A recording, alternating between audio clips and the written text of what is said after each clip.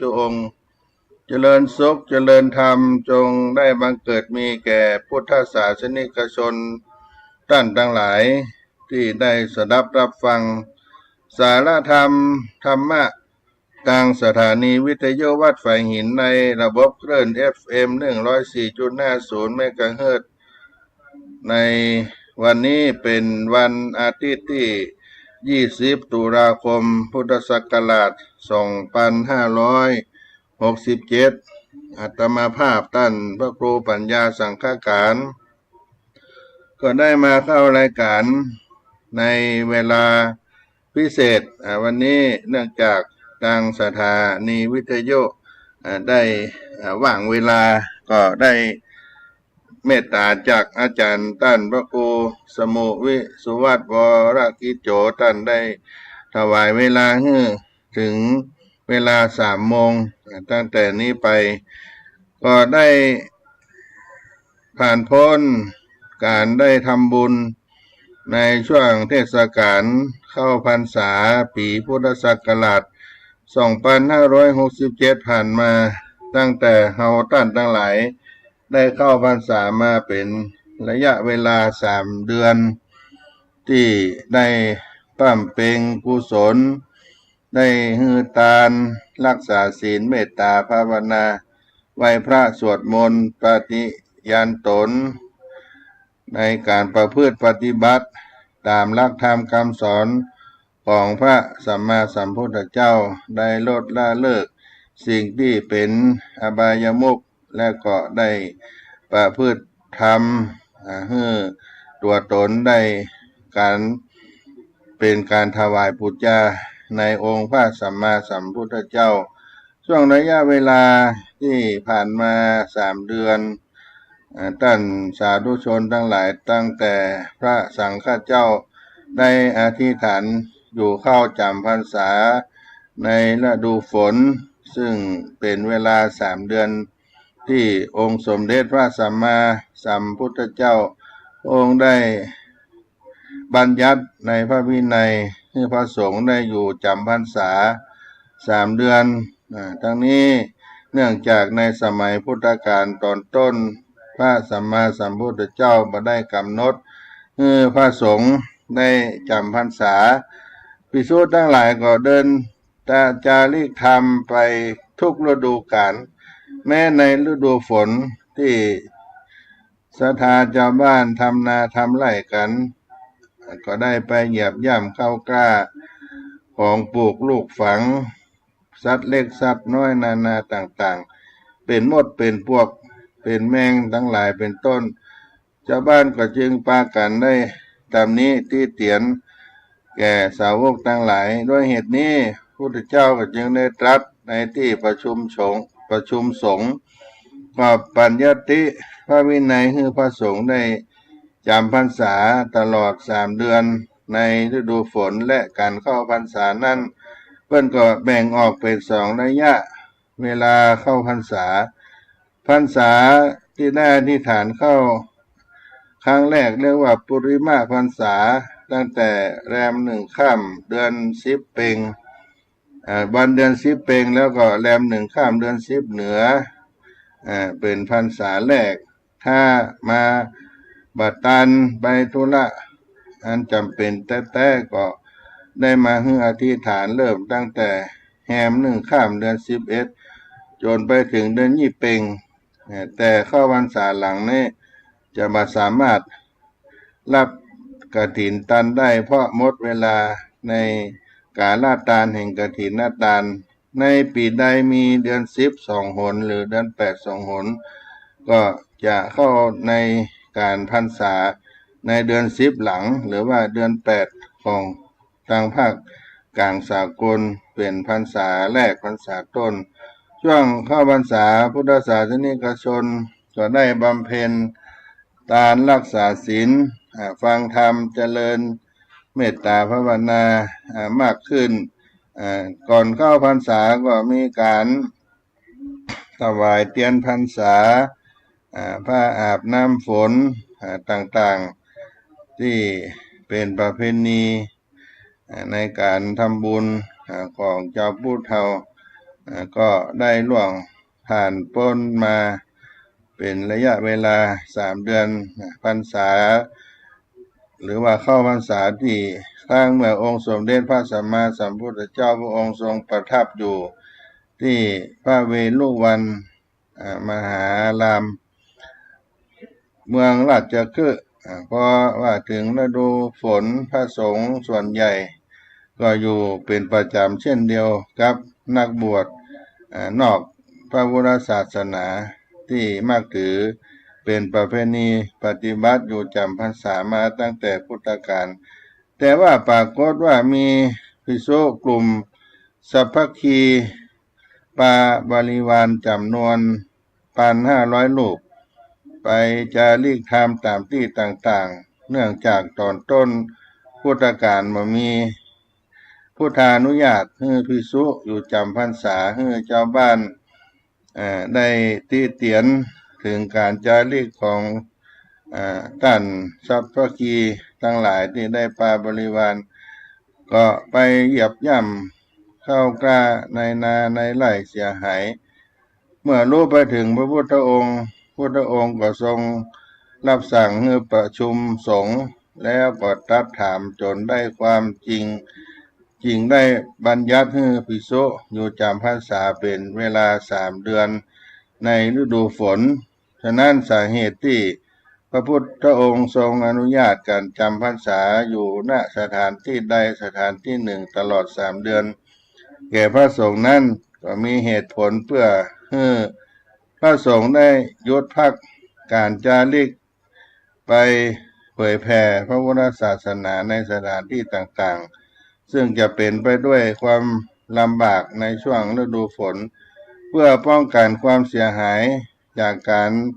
เดินไปเหยียบย่ำพืชพันธุ์ธัญญาหารของชาวบ้านที่ปลูกในนาในไร่เกษตรกรรมในฤดูฝนโดยเฉพาะอย่างยิ่งช่วงเวลาจำพรรษา3 เดือนนั่นก็เป็นช่วงเวลาและโอกาสสำคัญในรอบปีที่พระสงฆ์จะได้มาอยู่จำพรรษารวมกันภายในอาวาสหรือสถานที่ใดสถานที่หนึ่งเพื่อศึกษาพระธรรมวินัยจากพระสงฆ์ที่ทรงความรู้ได้มีการแลกเปลี่ยนประสบการณ์สร้างความสามัคคีในหมู่คณะพระสงฆ์ว่าได้มีความสามานสามัคคีได้เรียนรู้จากผู้รู้นักปราชญ์พระสงฆ์ได้มาแลกเปลี่ยนประสบการณ์ต่างๆด้วยกันด้วยในวันเข้าพรรษาช่วงฤดูกาลที่ผ่านมา3 เดือนนั้นได้มีการใส่บาตรหยาดน้ำฟังเทศน์ฟังธรรมแล้วก็ก่อนเข้าพรรษาได้ถวายเทียนเข้าพรรษาหรือว่าอุปกรณ์การไฟฟ้าที่ทำให้เกิดแสงสว่างหลอดไฟอย่างต่างๆเหล่านี้ที่มีแสงสว่างเทียบกับเทียนพรรษาแล้วก็ผ้าวัสสิกาสาดกคือผ้าอาบน้ำฝนถวายทานแก่พระสงฆ์ด้วยเพื่อสำหรับการอยู่จำพรรษาโดยในอดีตแล้วก็มีคนที่เป็นสุภาพบุรุษพ่อใจของประเทศไทยเราเนี่ยก็นิยมพากันบวชเมื่ออายุครบ20 ปีบวชเข้าพรรษาจำพรรษาได้เป็นพระรานิสงส์ช่วงเข้าพรรษาบวชเอาพรรษา3 เดือนที่ได้ประพฤติปฏิบัติธรรมอย่างใดก็ดีพี่น้องศรัทธาท่านสาธุชนกันที่ได้อยู่จำพรรษาของพระสงฆ์ได้อยู่จำพรรษาในกรณีที่มีกิจจำเป็นที่พุทธองค์ยังอนุญาตในช่วงอยู่จำพรรษาให้ไปค้างคืนที่อื่นที่ไกลได้บ่เกินครั้งละ7 วันโดยบ่ถือว่าอาบัติเรียกว่าเป็นเหตุพิเศษหรือสัตตาหกรณียกิจซึ่งมีอยู่4 ประการ1เพื่อนสหธรรมผู้มีธรรมร่วมกันทั้ง5คือภิกษุภิกษุณีสิกขามานาสามเณรีและสามเณรพ่อแม่ได้ป่วยไข้ ได้ไปพยาบาลได้สองไปเพื่อยับยั้งเพื่อนสาธรรมที่มีความอยากซื้อขาลาเพศเพื่อมาให้ซื้อขาลาเพศได้สามไปเพื่อกิจสงฆ์หาอุปกรณ์ในการทำนุบำรุงซ่อมแซมเสนาสนะในวัดวาอารามกุฏิวิหารอุโบสถที่มันเสื่อมโทรมชำรุดทรุดโทรมเป็นอนักนี่ก็ไปได้และก็อันที่สี่ไปฉลองศรัทธาทายกที่เขาทรงตั๋วแดนมานิมนต์ไปเพื่อกระทำบุญแล้วก็ฮึกลับมาภายใน7 วันเรียกว่าสัตตหกรณียกิจตั้ง4 ประการพระองค์ทรงอนุญาตให้บ่ได้อาบัติในการประพฤติพระวินัยนอกจากนั้นการเข้าพรรษาญาติโยมก็ได้ ประพฤติปฏิบัติได้กินได้ทานกันมาโดยตลอดจนถึงมาในเดือนเกี่ยงเพ็งญาติโยมในเดือนเกี่ยงเพ็งได้อธิษฐานออกพรรษาของพระเจ้าพระสงฆ์ซึ่งเฮาท่านทั้งหลายก็ได้กตติการบำเพ็ญบุญมาตลอดช่วง3 เดือนถือว่าได้ทำบุญที่เป็นพระอานิสงส์ตนตัวเฮาได้เป็นสิ่งสำคัญในชีวิตไปในภายภาคหน้าได้เสวยสุขเสวยผลในวันที่ออกพรรษาหรือว่าทางสงฆ์เขาเรียกว่าวันปวารณามหาปวารณาที่พระสงฆ์จะอนุญาตให้มีการได้กล่าวตักเตือนกันได้เพื่อจะได้ปรับปรุงข้อแก้ไขข้อบกพร่องในตนเองที่ผ่านมานี่ก็เป็นวันที่17 ตุลาคมได้มา3 วันแล้วญาติโยมในวันออกพรรษาพระสังฆเจ้าทั้งหลายก็เข้าปวารณาซึ่งกันและกันที่ในพระอุโบสถศรัทธาญาติโยมทั้งหลายก็ได้ใส่บาตรหยาดน้ำตาลขันเข้าอาบน้ำฟังธรรมสุมากาลวะพระแก้วเจ้าทั้ง3 ประการสุมาหลวงพ่อเจ้าอาวาสสุมาพระเถระแล้วก็สุมาพระพุทธพระธรรมพระสงฆ์ก็พาการประพฤติปฏิบัติธรรมไปแถมคืนหนึ่งจนถึงวันแรม1 ค่ำในวันรุ่งเจ้าก็เรียกว่าวันที่จะได้ทำบุญอีกวันต่อเนื่องจากวันเข้าพรรษาที่ได้ถือว่าเป็นการต้อนรับองค์สมเด็จพระสัมมาสัมพุทธเจ้าที่พระองค์ได้เสด็จขึ้นไปสวรรค์ได้ไปโปรดแสดงธรรมอภิธรรม7 กัมปีโปรดพุทธมารดาสิริมหามายาเตรียมบุตรเป็นเวลา3 เดือนแล้วครบกำหนดในวันออกพรรษาลุ่งเจ้าแจ้งในวันแฮมค่ำเดือนเกี่ยงเหนือก็ได้เสด็จลงมาจากสวรรค์ชั้นดาวดึงส์ศรัทธาญาติโยมประชาชนทั้งหลายในสมัยอดีตการก็ได้รอรับต้อนรับถวายต้อนรับพุทธเจ้าแล้วเหตุการณ์ที่เกิดขึ้นนี้เรียกว่าการใส่บาตรเตโวใส่บาตรเตโวก็คือการต้อนรับองค์สมเด็จพระสัมมาสัมพุทธเจ้าเสด็จลงมาจากสวรรค์ชั้นดาวดึงสาชั้นดาวดึงส์ก็ทำการทุกบ้านทุกเมืองหลายที่หลายแห่งที่มีการทำบุญในวันออกพรรษาก็ผ่านพ้นไปด้วยดีอานิสงส์ในการสร้างบุญบารมีกับพ่อแม่ศรัทธาญาติโยมก็ขอให้ได้เป็นพระราชบุญให้พี่น้องท่านทั้งหลายแล้วก็รักธรรมคำสอนในวันเข้าพรรษานั้นที่พระพุทธองค์ได้ทรงได้ตรัสไว้ว่าอนุชานามิภิกขเววัสสังวุฒานังภิกขุนังติหิฐาเนหิปวาเลตุงทิเตนะวาสุเตนะวา ปริสังกายวาอันนี้เป็นสุภาษิตที่พระองค์ได้ตรัสให้แก่หมู่สังฆะหมู่สงฆ์แล้วให้ได้มีการปวารณากรรมกันในวันออกพรรษาปวารณากรรมก็คือการทำปวารณาของพระสงฆ์ที่อยู่ร่วมกันตลอด3 เดือนทรงบัญญัติให้ภิกษุสงฆ์ทำปวารณาก็หมายถึงยินยอมให้ว่ากล่าวตักเตือนกันได้ทุกกรณีบักต้องเกรงกันว่าเป็นผู้ใหญ่ผู้น้อยเมื่อไผมีข้อข้องใจไผมีเรื่องประพฤติปฏิบัติข้องใจในเรื่องการประพฤติในวินัยแล้วก็บ่พึงนิ่งไว้พึงเปิดเผยชี้แจงกันได้และกล่าวตักเตือนกันได้ตามที่ได้ปวารณาก็จะถือโทษกันก็บ่ได้ด้วยการปวารณากรรมนั้นเป็นการให้การตักเตือนกันในวันสุดท้ายในรอบ3 เดือนนับแต่วันเข้าพรรษามาก็เป็นประเพณีสงฆ์ที่ได้ทำกันทุกปีและวันนี้พระสงฆ์ก็บ่ได้ต้องทำอุโบสถกรรมคือการฟังสวดพระปฏิโมกข์เหมือนที่ผ่านมาในวันพระ14 ค่ำ15 ค่ำแต่มีพระวินัยบัญญัติให้ทำปวารณากรรมแทนการสวดพระปฏิโมกข์ปีหนึ่งในวันหนึ่งก็จะมีปวารณากรรมครั้งหนึ่งฉะนั้นปวารณากรรมก็นับว่าเป็นสังฆกรรมพิเศษเป็นสังฆกรรมมันพิเศษเป็นหน้าที่ที่บังคับให้พระสงฆ์ทุกรูปต้องทำเพราะเหตุที่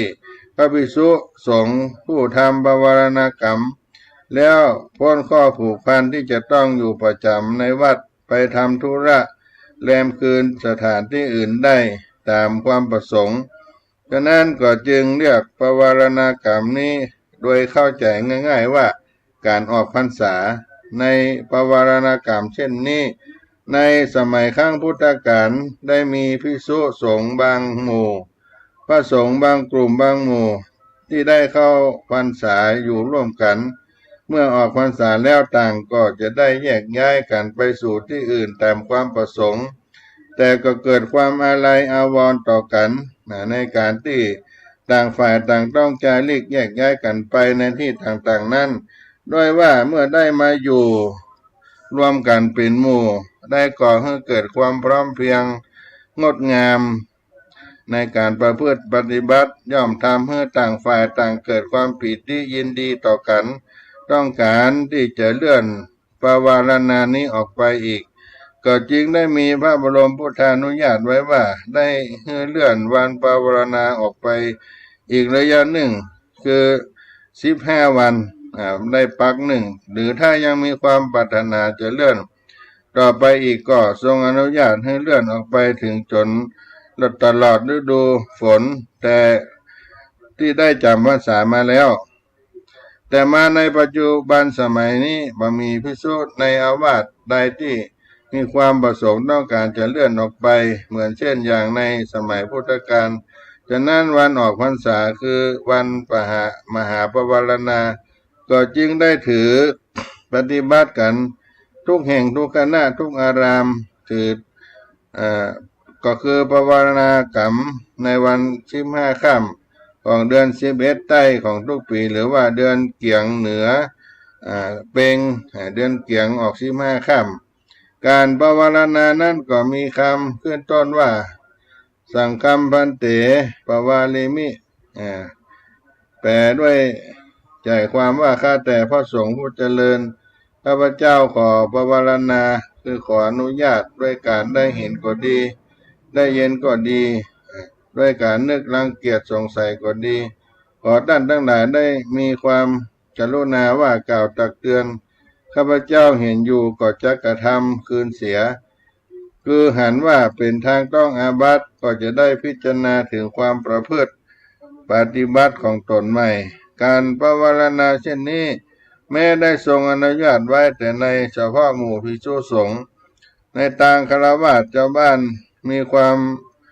ยินดีจะประพฤติปฏิบัติตามก็นำเอาไปใช้ได้ คฤหัสถ์หมู่ใดคณะใดได้ให้อนุญาตแก่ผู้ที่อยู่ใกล้กันพอที่จะได้แลเห็นความประพฤติปฏิบัติความบกพร่องให้ได้ว่ากล่าวตักเตือนตนเพื่อจะได้ถือเป็นแนวปฏิบัติที่งดงามถูกต้องต่อไปถ้าคฤหัสถ์หมู่ใดคณะใดมีอัธยาศัยเปิดเผยอยู่อย่างนี้ก็จักเป็นเหตุให้คณะนั้นหมู่นั้นมีความประพฤติปฏิบัติชอบด้วยกายวาจาใจในหมู่คณะเพราะฉะนั้นเป็นคำสอนที่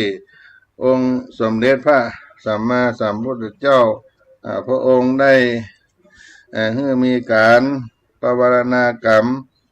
ซึ่งกันแม้ว่าเป็นครอบครัวเฮาพ่อแม่ครูบาอาจารย์ลูกเต้าเหล่าหลานทั้งหลายก็จะได้มีการ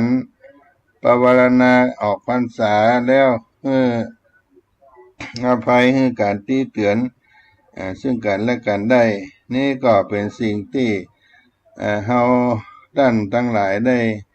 ประพฤติปฏิบัติกันมามีการทำบุญให้ทานรักษาศีลที่ผ่านมาแล้วก็ได้ให้มีการอภัยซึ่งกันและกันเพราะฉะนั้นพี่น้องท่านทั้งหลายก็ได้ทำในสิ่งที่ดีประพฤติในความดีงามหลังจากที่ได้ออกพรรษามา3 เดือนนี้แล้วอาตมาภาพก็ได้ให้ศรัทธาเจ้าบ้านญาติโยมที่มาประพฤติปฏิบัติอยู่ที่วัดศรีโสดาก็ได้มีการขอขมาซึ่งกันและกันในวัดวาอารามก็ผ่านพ้นไปด้วยดีก็เป็นสิ่งที่เราท่านทั้งหลายได้ประพฤติปฏิบัติทำกันมาตลอดพรรษาบางท่านก็ได้ภาวนาตนประพฤติปฏิบัติกายวาจาใจมา3 เดือนนี้เป็นสิ่งที่อนุโมทนาว่าได้ไปยุ่งในอบายามุขต่างๆที่ก่อเกิดให้เป็นสิ่งที่บดีบงามก็ได้ทำกันมาตลอด3 เดือนก็พักกันสักกรรมกันนะจะได้ให้พี่น้องท่านญาติโยมทั้งหลายได้รับสาระธรรมเสียงธรรมของวัดศรีโสดาพระอารามหลวงก่อนน้อ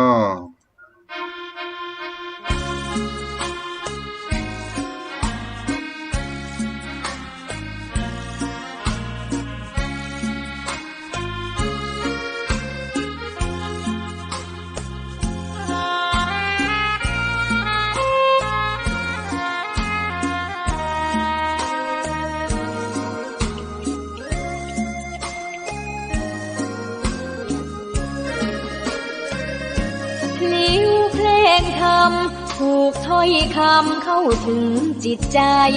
ฟังรายการวิทยุเสียงใสส่งถึงใจไปสู่ปลายนาสารธรรมน้อมนำมองพระศาสดา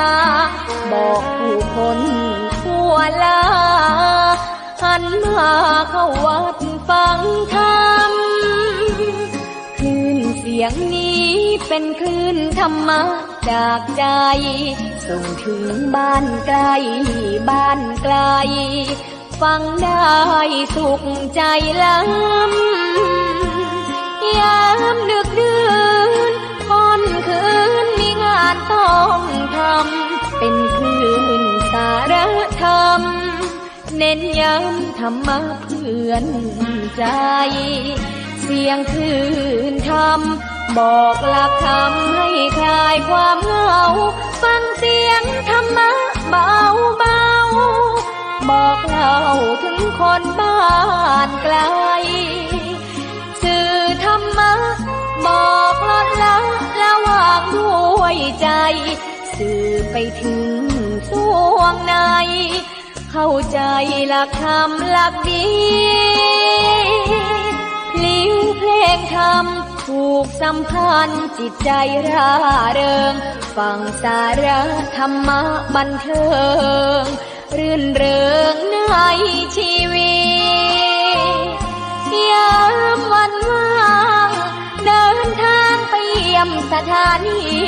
นัดพบกันน้องพี่วันนี้วันดีวันเสาร์สวดมนต์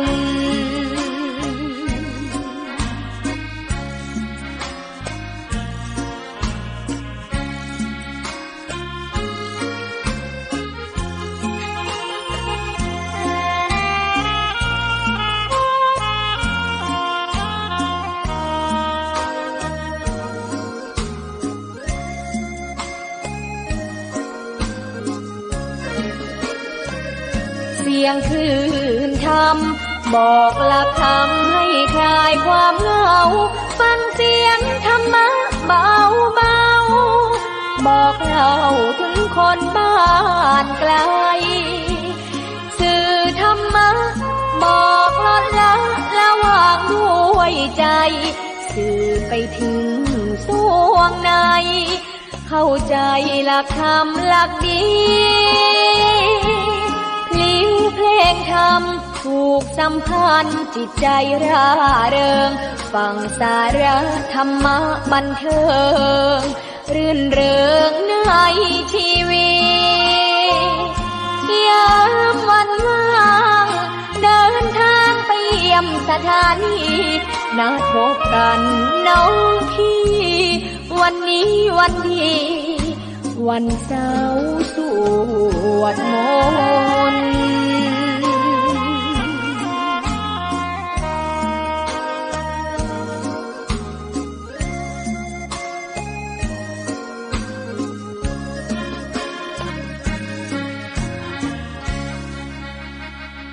ก็มาถึงช่วงที่สองในสาระเสียงธรรมวัดสลีโสดาพระอารามหลวงจังหวัดเชียงใหม่ด้วยอาตมาภาพท่านพระครูปัญญาสังฆการได้มาดำเนินรายการเป็นสาระธรรมพิเศษในวันหยุดวันพักในวันนี้ที่ทางอาจารย์พระครูสมุวิศวัตได้น้อมถวายเวลาให้อาตมาภาพได้มาพบกับพี่น้องท่านคนฟังทั้งหลายญาติโยมสาธุชนหลังจากออกพรรษาแล้วอิ่มบุญอิ่มทานแล้วก็มีกาละทานที่เฮาได้ประพฤติปฏิบัติสืบทอดกันมาแห่งประการหนึ่งเรียกว่ากฐินทานกฐินทานฤดูกาลแห่งการสืบทอดอายุพระพุทธศาสนาแห่งประเพณีหนึ่งแต่ละวัดแต่ละวากับบางท่านก็เตรียมกันตั้งแต่ยังบ่ได้เข้าพรรษาแล้วก็มีเรียกเป็นกาลทานกฐินทานการสืบทอดยังอายุพระพุทธศาสนากฐินทานบ่ใช่เป็นเพียงประเพณีนิยมแต่เป็นกรณียกิจสำคัญที่ต้องทำให้สำเร็จลุล่วงตามพุทธประสงค์เป็นทานอันประเสริฐที่จะช่วยจันลงพระพุทธศาสนาการทำบุญทอดกฐินนี้ถือว่าเป็นการให้โอกาสภิกษุสงฆ์ผู้อยู่จำพรรษาครบถ้วนไตรมาสแล้วก็ได้ปฏิบัติสมาธรรมอย่างมีความสุขถือเป็นการให้กำลังต้านก็ได้ว่าเป็นกำลังใจต้านก็ว่าได้เล่าถวายผ้าไตรซึ่งเป็นย่อจูงใจของพระอรหันต์ก็จะทำให้มีผิวพรรณวรรณะผ่องใสมีเสื้อผ้าอาภรณ์สวมใส่เมื่อปรารถนาจะอุปสมบทก็จะมีผู้สนับสนุนการบวชและภพชาติสุดท้ายจะได้บวชแบบเอหิภิกขุอุปสัมปทาก็คือมีเครื่องอัฐบริขารเกิดขึ้นด้วยบุญญาฤทธิ์ผ้าไตรจีวรจะเลื่อนลอยมาจากหน้าภาอากาศแล้วมาสวมกายของผู้มีบุญต้านนั้นจะได้มีบุญได้กระทำการอุปสมบทอุปสัมปทาได้แต่หากวัดใดบ่มีญาติโยมถวายกฐินทานก็จะเกิดการเรียกว่ากฐิน ตกค้างเมื่อพระสงฆ์ได้บ่ได้การกฐินท่านก็ต้องลำบากในการบำเพ็ญสมณกิจหลายอย่างหมดโอกาสได้อานิสงส์กฐิน5ประการแม่โยมเองก็คลาดแคล้วจากบุญอย่างน่าเสียดายเพราะฉะนั้นท่านสาธุชนได้ศึกษาความสำคัญและบุญที่เกิดจากการทอดกฐินกันเพื่อจะได้เกิดกำลังใจในการทำบุญทอดกฐินให้ยิ่งขึ้นไปกฐินแปลว่าไม้สะดึงกรอบไม้ที่ภิกษุใจเข่งผ้าเย็บจีวรเหตุที่นำชื่อนี้มาเรียกเป็นชื่อผ้าเพราะในสมัยพุทธกาลพระภิกษุต้องเย็บจีวรใจเองเมื่อมีจีวรสำเร็จรูปขายตามท้องตลาดการขายเหมือนปัจจุบันภิกษุสงฆ์เมื่อจะเปลี่ยนจีวรใหม่จึงต้องลงมือเย็บจีวรด้วยตนเองแต่เนื่องจากพระบ่ค่อยชำนาญในการเย็บจีวรก็จึงต้องอาศัยไม้สะดึงเข้าช่วยในการกะเก็บตัดเป็นต้นส่วนการทำจีวรใจเองของพระนั้นทำกัน ปีละครั้งก็คือตั้งแต่แฮม1 ค่ำเดือนเกียงถึงเดือน12เป็นเวลา29 วันเรียกว่าจีวรการจีวรกาลทานต่อมาทรงอนุญาตให้พระสงฆ์รับผ้าที่ชาวบ้านถวายเป็นกรณีพิเศษในโอกาสนั้นใดผ้าที่ถวายในเขตจีวรการจึงเรียกว่าผ้ากฐินแม้ปัจจุบันจะเป็นผ้าสำเร็จรูปไม่ต้องใช้ไม้สะดึงเหมือนสมัยก่อนก็ยังนิยมเรียกว่าผ้ากฐินกันอยู่เพื่อรักษาเรื่องราวดั้งเดิมเอาไว้ตอดกับถวายมี2 กรรมคำว่าตอดกับถวายที่เราได้ยินกันได้ทำกันมันแตกต่างกันอย่างไรคำว่าตอดใจแทนคำว่าถวายนั่นเป็นกิริยาที่มอบผ้าชนิด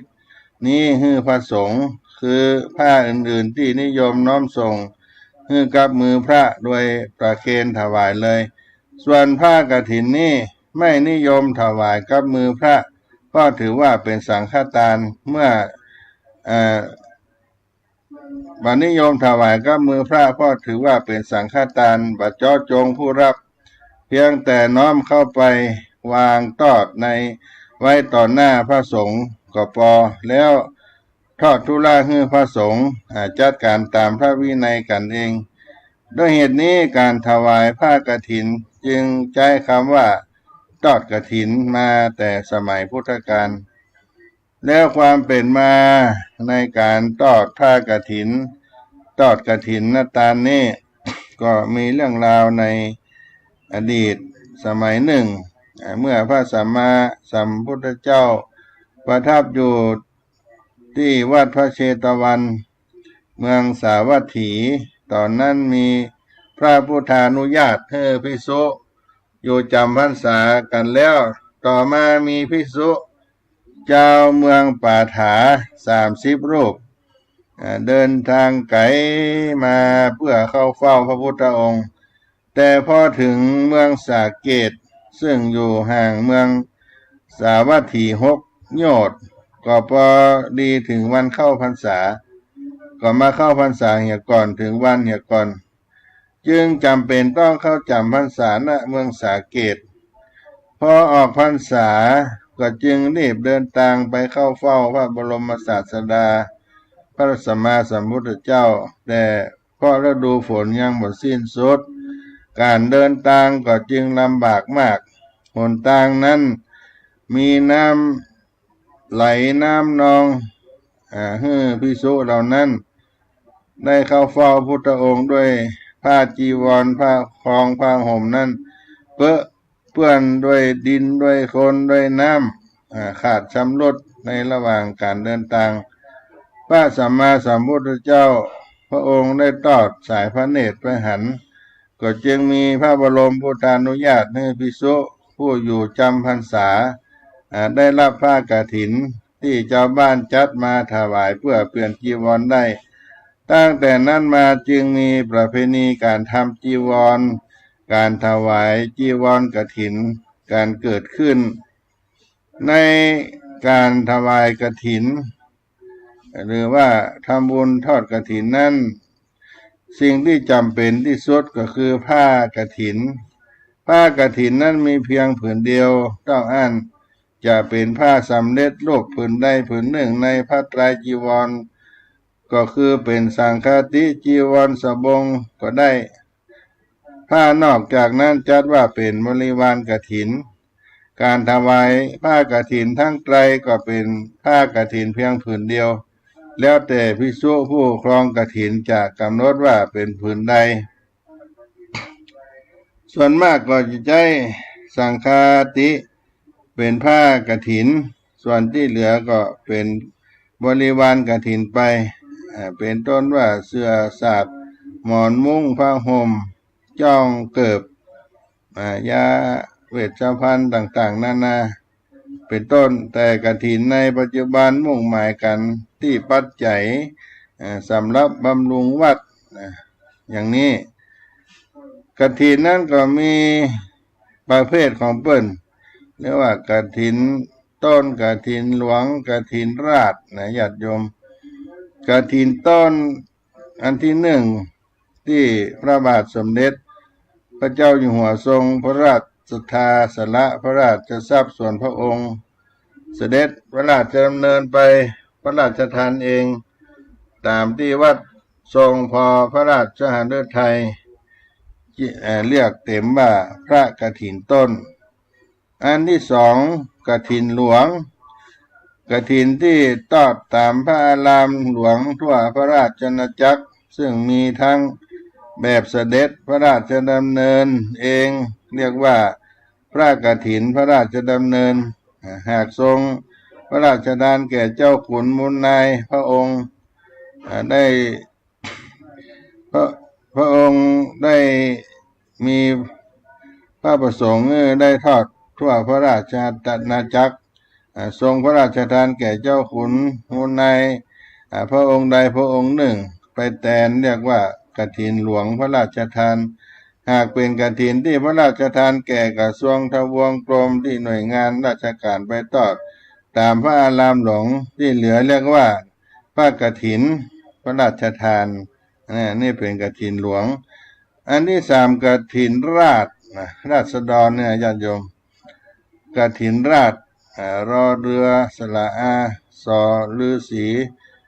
รอชดารอเรือกลันกฐินราษฎรหรือราษฎรเป็นกฐินราษฎรที่จัดทอดกัน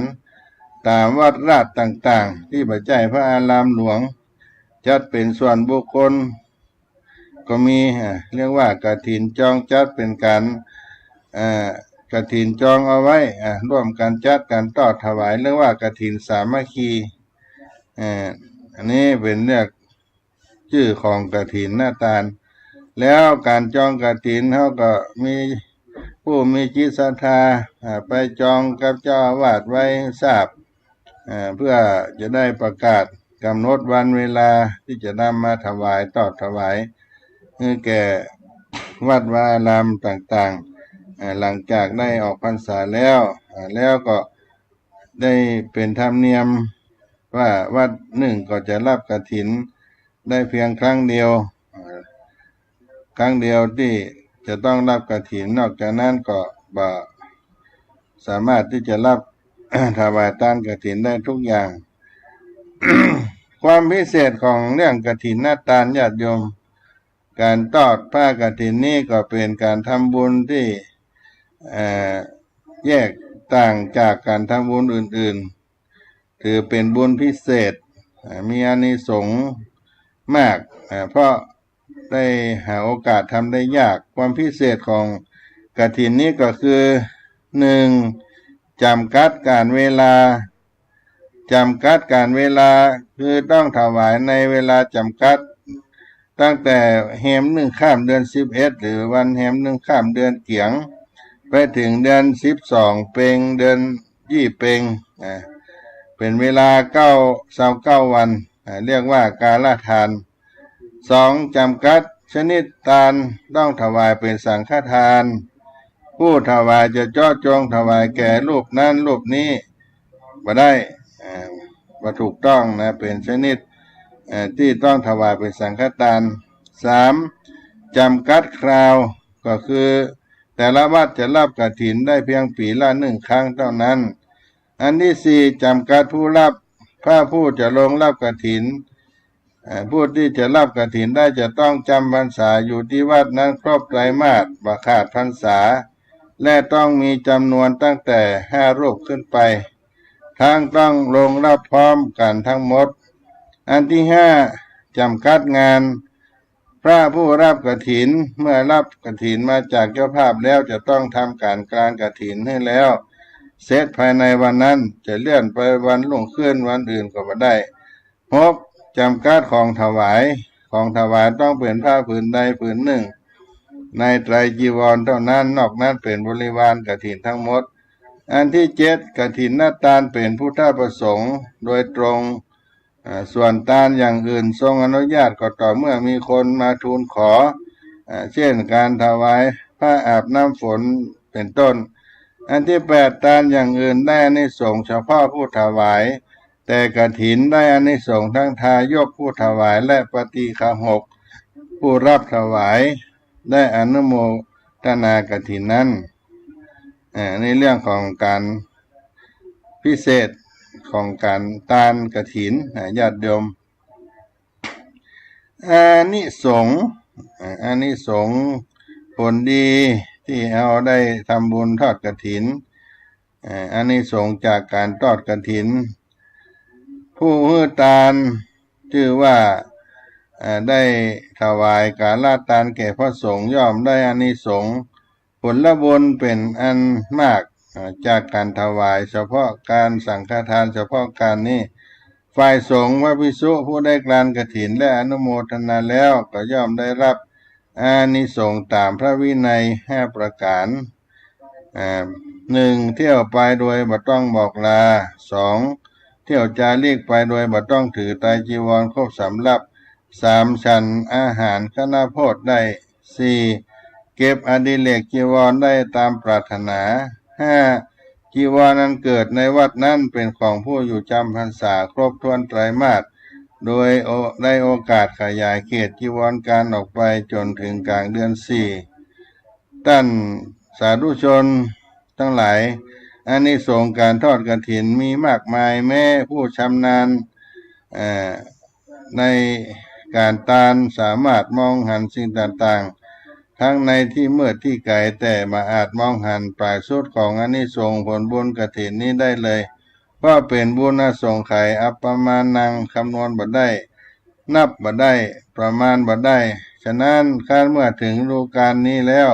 พุทธศาสนิกชนก็จึงบอกควรที่จะรีรอช้าแต่จะต้องทำเพิ่มทวีขึ้นกว่าเก่าที่ผ่านมาเพื่อจะเป็นเสบียงบุญติดตัวเฮาเป็นบุญต่อบุญไปในบุญสมบัติให้สะดวกง่ายยิ่งขึ้นไปในหนทางการสร้างบารมีจะต้องไปให้ถึงที่สุดแห่งธรรมเพราะฉะนั้นญาติโยมท่านสาธุชนทั้งหลายก็ได้มาหวนคิดลำนึกถึงบุญกินบุญทานเป็นกาลทานที่แห่งกฐินทานนี้เอาไว้ให้เป็นพลานิสงส์ที่จะเกิดขึ้นกับพ่อแม่พี่น้องศรัทธาทั้งหลายเวลาก็มีอยู่29วันหลังจากที่ได้ออกพรรษาแล้วก็มีการสร้างบุญกุศลที่ใดที่หนึ่งเฮาก็ได้มีโอกาสไปร่วมก็ไปทำบุญญาติโยมหรือว่าท่านใดมีโอกาสได้ทำบุญแล้วก็ได้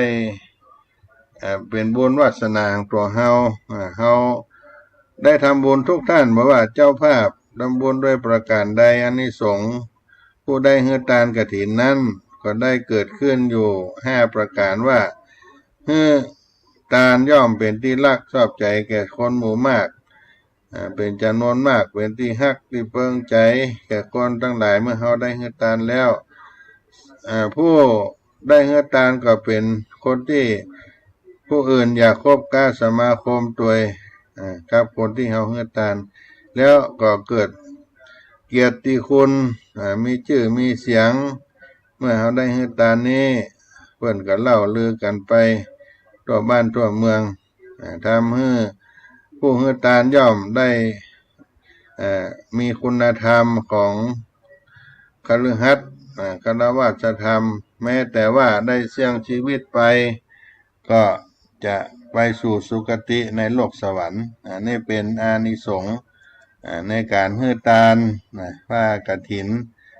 หรือว่าท่านทั้งหลายได้ร่วมบุญกุศลทานก็ได้เช่นเดียวกันก็ได้นำเอามาเล่าอู้สู่กันฟังกับพี่น้องท่านสาธุชนทั้งหลายได้เป็นพระนาบุญให้กับญาติโยมอาตมาภาพท่านพระครูปัญญาสังฆการได้รับมอบถวายเวลาในวันนี้เป็นเวลาพิเศษจากสถานีวิทยุวัดฝ่ายหินตำบลสุเทพซึ่งอาจารย์พระครูสมุวิสุวัฒน์วรกิจโจท่านได้มอบหมายเวลาให้ได้ว่างเปล่าได้มาพบกับพี่น้องท่านคนฟังทั้งหลายที่ได้สดับรับฟังอยู่กันในขณะนี้และบางท่านก็มีโอกาสได้เป็นเจ้าภาพเจ้าศรัทธาถวายผ้ากฐินก็ขออนุโมทนาบุญด้วยหลังจากที่ทุกท่านได้กินทานมาได้ครบถ้วน3 เดือนก็อิ่มบุญอิ่มกุศลกันก็จะทำบุญกันไปถึงเดือนยี่เปงนะตามประเพณีพื้นบ้านล้านนาของเฮาก็จะใส่บาตรหยาดน้ำการเข้าพรรษาตั้งแต่เดือน10 เปงก็จะไปถึงเดือนยี่เปงพูนก็จะได้มีการทอดผ้ากฐินนาตาลแล้วประเพณีสืบมาก็จะเป็นการตั้งธรรมหลวงญาติโยมการฟังธรรมมหาจารย์เวสสันตราจาดกในการตั้งธรรมหลวงฟังธรรมเอาพระอานิสงส์เนื้อหาสาระธรรมตั้ง13กันในเรื่องมหาเวสสันตราจาดกก็จะมีข้อคิดนาต่างๆที่เกิดขึ้นในธรรมนั้นนี่ก็จะได้กินได้ทานกันไปจอดถึงเดือนยี่เปงกันนอกจากออกไปเดือนยี่เปงแล้วบางวัดก็จะพากันทำบุญไปตลอดปีมีโอกาสวันพระวันศีลก็ใส่บาตรหยาดน้ำการไปตลอดอาตมาไปพระที่หลายวัดแล้วมาเพิ่นก็ได้ทำบุญกันนี่ก็เป็นที่น่าอนุโมทนากับญาติโยมที่เลื่อมใสศรัทธากันเป็นอย่างยิ่งวันนี้ได้มาพบกันเป็นสาระธรรมพิเศษจากอาตมาภาพท่านพระครูปัญญาสังฆการแล้วก็ขอฝากบุญแห่งอันหนึ่งในวันที่9 พฤศจิกายน 2567ก็จะครบรอบ90 ปีการทำบุญตักบาตรอนุสาวรีย์ครูบาเจ้าศรีวิจัยน้อมรำลึกถึงครูบาเจ้าศรีวิจัยได้สร้างทางขึ้นดอยสุเทพขึ้นได้ครบรอบ90 ปีดังนั้นก็จะมีการทำบุญตักบาตร